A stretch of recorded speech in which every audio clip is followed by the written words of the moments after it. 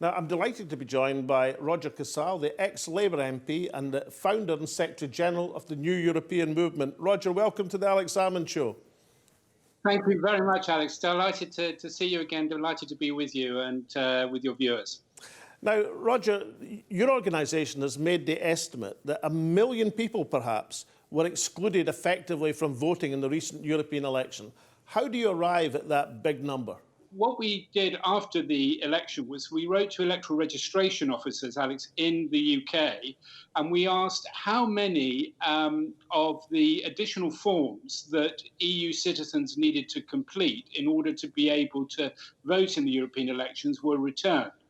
And the average figure based on our sample was 20%. Now, if you calculate that there are just under 4 million, some people say 3.6 million, some people say 3.9 million EU citizens in the UK, of which maybe 56% are on the register. Based on that level of registration and a 20% return rate, that's how we get to the figure of over 1 million EU citizens who we believe were prevented from voting in the European elections, which they have the right to do, simply because they did not get this additional form back in time. And we lay the blame for that squarely at the feet of the government, because the government knew that there was a good chance that there would have to be European elections, and they have an obligation under EU law to prepare properly. And as I say, this isn't something, we haven't got any kind of gripe against the UK government. We're a Europe-wide organisation. We monitor democracy, whether it's in Russia, the Ukraine, Germany, the UK. This is a very bad day for British democracy. This is a shameful day for British democracy, because what's happened here is that in a systematic way, and we've looked at every aspect of this, a large section of the electorate, EU citizens in this case, plus a lot of British people living abroad, have in fact been excluded from voting. But that's how we got to the figures, through a survey of electoral registration officers in the UK. A lot of hard work, but it does give us some real data that we can base our claim on. Now, Roger, you've been in the House of Commons. You know the score as far as officialdom and government ministers are concerned. Do you smell a conspiracy here, or do you think it's just a foul-up? Everything that could have gone wrong went wrong. It was an accident waiting to happen. And I would say this, we warned the government in April. I wrote to David Lidington, the government minister, to say, you realise, don't you, that unless you take remedial action, and we proposed having these extra paper forms that only EU citizens need to complete to vote in the European elections available at polling stations rather than sent back in advance. We said, if you do that, then you'll get the full participation. You give everybody the chance to vote. They tried to ignore the letter. So we then tabled, you'll know this from the House of Commons days, something called an early day motion, which is actually a petition for MPs to sign. We got a cross-party group of MPs to sign that. We got questions asked. We had an urgent notice question, as it's called in the House of Commons, a debate in the House of Commons. We had Joanna Cherry, who's been a terrific champion of this, and Mike Gapes, a Labour MP. Joanna Cherry is an SNP MP, has been absolutely superb, asking questions even at Prime Minister's Question Time. We tabled a written question to say when was the letter that I'd written to David Lidington going to be answered, and we were completely stonewalled. So we say that this was systematic. It's not for me to say whether it was deliberate. That has to be ascertained in an inquiry. We need an inquiry to find out exactly what went wrong, hold those who are responsible to account, and to examine and determine and make a judgment about why that was done. And yes, it could very well be that it was deliberate. Now, Roger, in your time as a parliamentarian, can you recall any single act of disenfranchisement on a scale such as this? I wasn't an MP in 2014, but the organisation that I set up, New Europeans, was very active in 2014, Alex, in promoting voter registration of EU citizens. And the same problem occurred then. A lot of them were not able to vote because they hadn't filled in these special forms. Now, that was looked at by Graham Allen MP, who was chair of the Political and Constitutional Affairs Select Committee at that time. New Europeans gave evidence. We talked to the Electoral Commission. There were reports by the Electoral Commission, by the Select Committee. And the government promised to make reforms to the registration system for EU 27 citizens so that this would not happen again. And they failed to, and those reforms have failed to materialise. So that goes back to what I was saying before, that everything that could have gone wrong went wrong. The promised reforms weren't made. The alarm bells were rung and not listened to. Demands for remedial action remained unmet.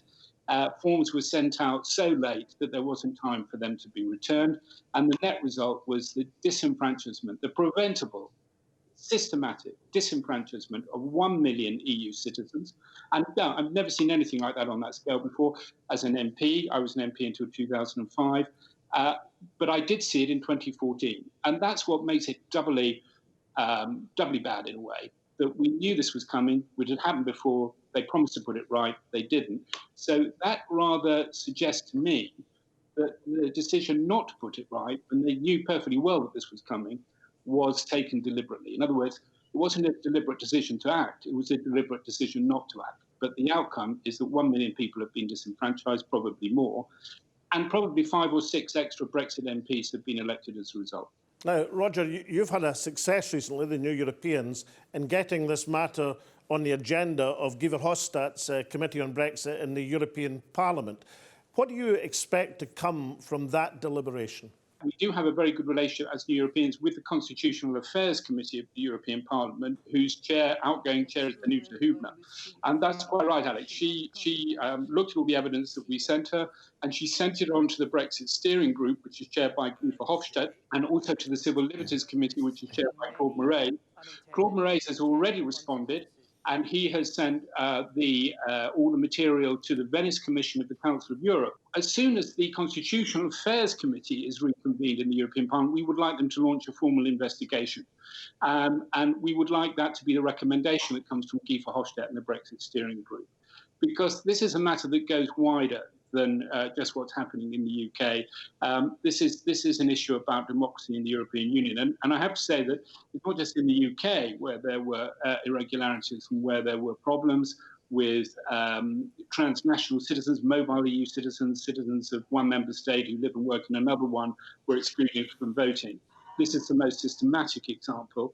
And this is the example where we suspect foul play. In some ways, are you not surprised that there hasn't been more outrage in the House of Commons, given the circumstances that have befallen many of our fellow European citizens, people who've worked and lived with us over matters of decades, in some cases, turned away from polling stations? Are you not surprised that there hasn't even been more outrage in a political sense to tell the government this cannot be regarded as business as usual? We've had a pretty good response, but I wouldn't describe it as at the same level, say, as the outrage over the Windrush scandal or something like that. And I think this is symptomatic of the same attitude, Alex, that is behind the Windrush scandal. And I think when MPs wake up to that, when they realise that this isn't just another example of the government being nasty to EU citizens and creating a hostile environment, which of course it is, it's also a democratic outrage. It's a contempt for people's rights. It's a failure to listen. It's a failure to act on evidence. We're not saying that people are being forced to leave the UK after 30 years legal residence, but the attitude behind this is the same as the attitude behind the Windrush scandal. And we see this in other parts of Europe. We complain about it, and we want to promote. If we're a country that wants to have some authority in the world promoting human rights, whether it's in Turkey, or whether it's in Russia, or whether it's in Ukraine, wherever it is, we have to keep our own house in order. And I see this also, Alex, if I may say so, as part of a pattern of a disregard for our democratic procedures in the UK. And of course, there's talk at the moment of proroguing Parliament in order to achieve a no-deal Brexit against the will of Parliament. I mean, this is all symptomatic of a decline in standards. And you said, think of the days when I was in the House of Commons, when you were in the House of Commons. I left the House of Commons in 2005. I mean, I could never have dreamt in those days that we could ever get to the point that we've got to now, where 1 million people could be systematically disenfranchised, and government of the day gets away with it. Well, they're not going to get away with it. But we have to remember we're Europeans, and Europe is the place that we turn when our governments go rogue. And that is why we have turned to Guy Verhofstadt. That is why we have turned to Danuta Hübner. That is why we've turned to the European Commission. We're also talking to parliamentarians in a number of nation states. I'm very happy to come on this programme, on any programme that is going to allow us to hold the mirror up to the UK government and say, shame on you. Roger Casale, thank you very much indeed. Thank you, Alex. Thank you. Well, it's the Alex Salmond Show, on air and online.